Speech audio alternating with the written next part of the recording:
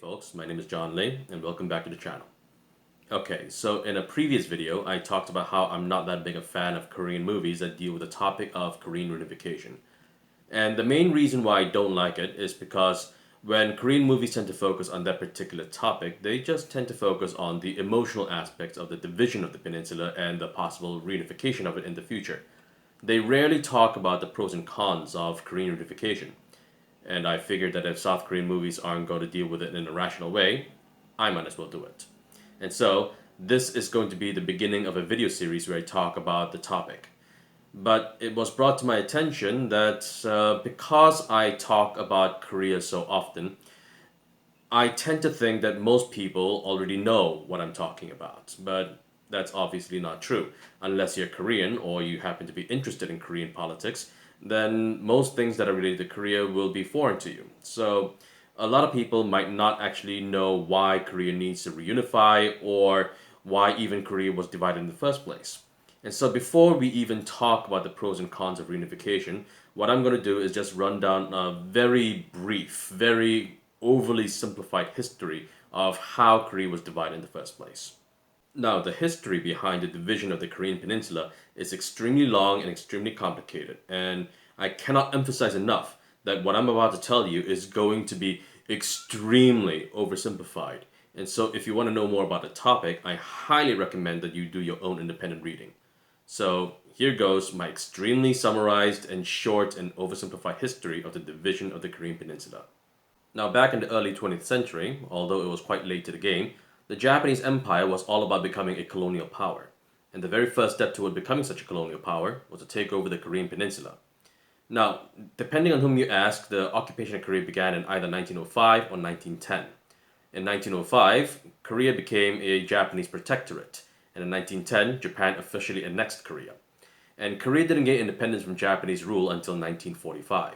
Now, as everyone knows, Japan surrendered to the Allied forces in 1945, and when they surrendered, they also surrendered all of the former colonies that they had occupied, including Korea. Even before Japan surrendered, the Allied nations had discussed amongst themselves as to what they would do with the territories that Japan had conquered during the war. And one of the things that they decided was that the Korean peninsula would fall under an international trusteeship, at least until when they decided that the Koreans were ready to govern themselves. Needless to say, no Korean was consulted when this decision was reached.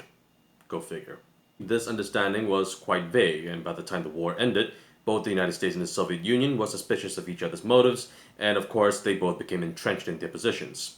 And so by 1948, South and North Korea became separate entities. But 2 years later, in June 1950, the North Koreans invaded the South with the intention of unifying the Korean peninsula under a single communist government. And they almost succeeded. But thankfully for South Korea, the United States intervened in the war, and they chased the North Koreans all the way up to the Yalu River, which is the river that divides North Korea from China. And the North Koreans were almost defeated.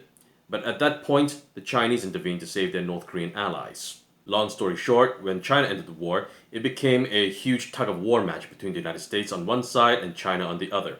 Eventually, the war ended in stalemate in the current border that you see on the screen right behind me. And ever since then, the Korean peninsula has been divided to the present day.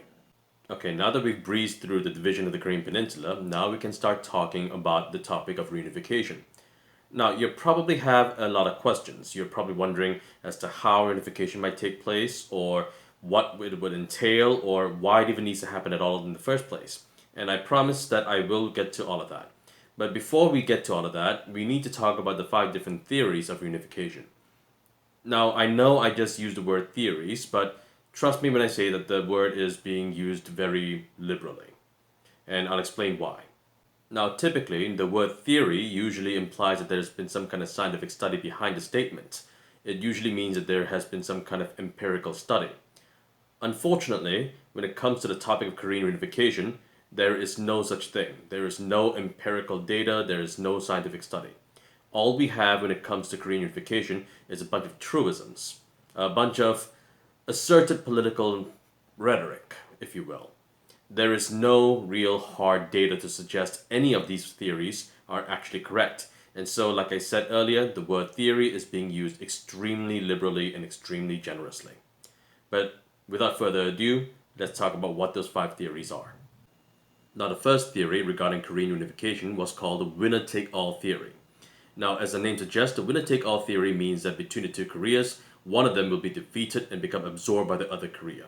Now, in 2020, the differences between North and South Korea are quite stark. North Korea is one of the poorest countries in the world, South Korea is one of the wealthiest countries in the world. So, it is widely assumed that if one of the two Koreas is to, disappear, it would be North Korea. However, when the Korean peninsula was first divided, that wasn't automatically assumed. Especially after the end of the Korean War, both sides were absolutely devastated, and it was not certain as to who would emerge victorious. And especially during the early stages of the recovery period, there were times when North Korea were more advanced than South Korea. Of course, as we now know, South Korea has far advanced North Korea. But of course, there is a problem with that theory. And the problem is that although it's been more than 70 years, North Korea shows no signs of disappearing. And considering the fact that it's now armed with nuclear weapons, the chances of North Korea collapsing has become even slimmer. There were times in the past when people were just absolutely convinced that the North Korean regime was about to collapse. And this was especially true when the first North Korean leader, Kim Il-sung, died, and then later when his son, Kim Jong-il, died. But North Korea is like that train that keeps chugging on. It shows no sign of stopping. And so, although a lot of people have hoped that North Korea would eventually collapse and disappear, this winner-take-all theory appears to be less sustainable as time keeps going on. Now, the second theory regarding Korean reunification is that, ironically, reunification should be avoided at all cost.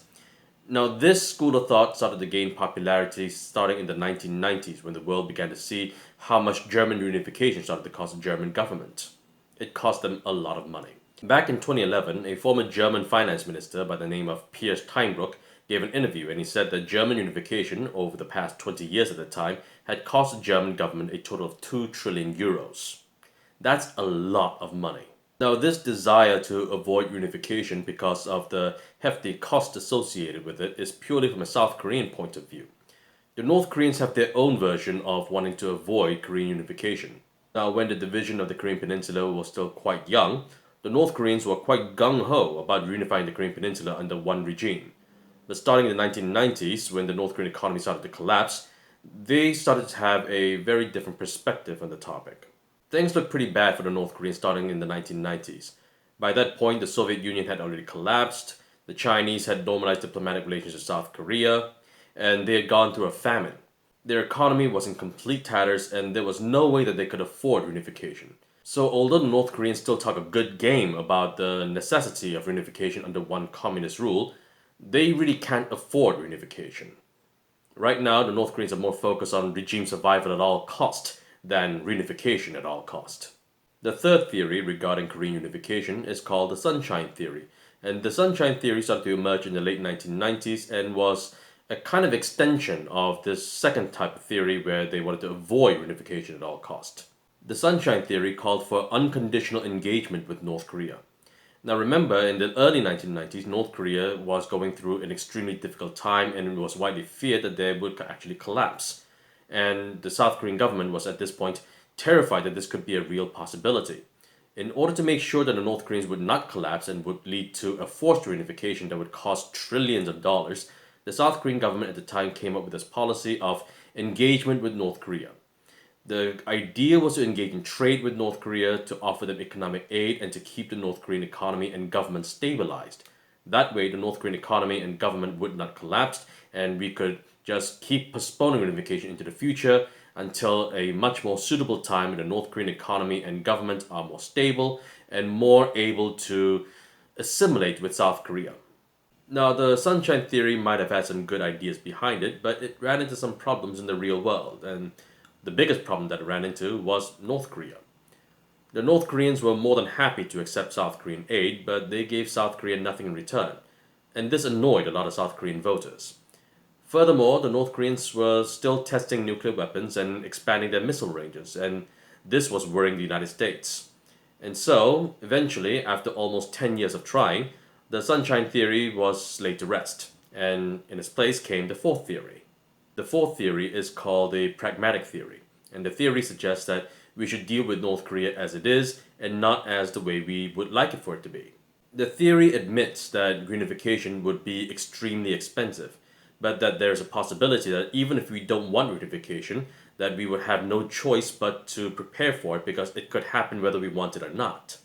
And because Korean unification, if it ever happens, will be extremely expensive, the idea behind preparing for it was to levy taxes, a reunification tax, if you will, on South Koreans. That way, the Korean government will be able to collect money from the citizens so that it will have a pool of money to use if or when the Korean peninsula was ever reunified.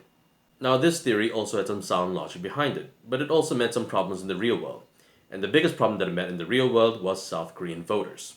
As soon as South Korean voters heard that they would have to pay more taxes, they were not so happy about it. And so, reunification taxes were never levied. The fifth theory was called the jackpot or the Bonanza theory, which, in my opinion, is one of the less realistic theories that are out there. The fourth theory, the pragmatic theory, was championed by Myung-bak, who was all about wanting to prepare for the possibility of Korean unification, but not being entirely happy about it. Park Geun-hye had a rather positive spin on reunification. She tended to focus on the economic benefits that South Korea could possibly enjoy once reunification took place. Things like being able to exploit North Korean rare minerals as well as cheap North Korean labor. While she did not deny that there was going to be costs associated with the Korean unification, she tended to downplay them. Now, earlier I said that the cost of German reunification over 20 years had cost 2 trillion euros. But back when Park Geun-hye was president, the South Korean government was saying that the cost of Korean unification would cost about $500 billion. That's a quarter of the price of German unification. Considering the fact that East and West Germany were much more wealthy when they unified than South and North Korea are today, that idea of Korean unification costing only $500 billion is just laughable. Now, right now, under the current South Korean government, we're back to the Sunshine Theory. Now, we're still seeing the same problems as we did when we tried the Sunshine Theory the first time around, but I guess we're trying it again. Okay, now that we've covered all of the different theories behind Korean unification, I think this is a good place to stop. Next time, we're going to talk about the different reasons as to why people support reunification. But I'm interested to know what you guys think. Among the 5 theories that I mentioned, which do you think is best? Or is there another theory that I didn't mention that you think that I should have? Okay, that about wraps it up. If you enjoyed this video, don't forget to click on the like and subscribe button as well as the notification bell. And if you have a comment, leave it down below. My name is John Lee, and I'll see you all next time. Bye.